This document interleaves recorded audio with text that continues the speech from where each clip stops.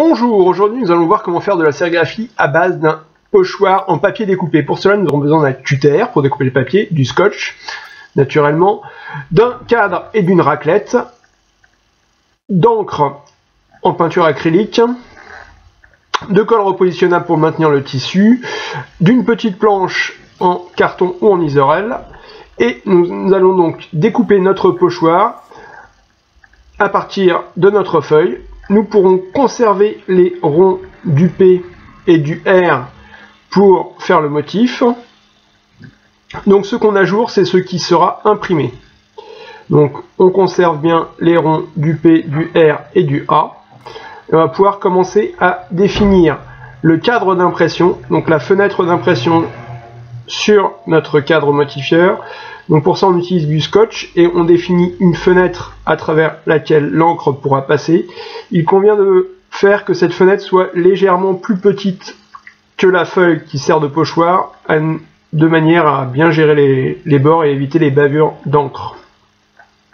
Donc une fois qu'on a fini notre fenêtre de scotch, donc là on peut réduire le papier, on va préparer les t-shirts à imprimer en y insérant la petite plaque pré-encollée, de manière à éviter que l'encre traverse sur l'autre face du t-shirt et d'éviter les plis lors de l'impression. Donc on maintient bien le t-shirt sur la plaque collée. On va maintenant positionner le pochoir sur le cadre. Donc pour ça, on va le maintenir à l'aide d'encre qu'on va mettre dans le tissu. Donc on fait un nappage traditionnel, normal, comme un nappage, tout ce qui est de plus classique. On récupère l'encre et on va venir coller le pochoir, sens inverse lecture, sur cette encre. Donc il est important de bien mettre en contact l'ensemble du pochoir sur le tissu, de manière à éviter les bavures d'encre lors de tirage. Donc c'est pas forcément évident parce que le papier gondole un petit peu avec l'encre, et donc on applique bien, quitte à marquer des petits plis, mais en évitant les trous.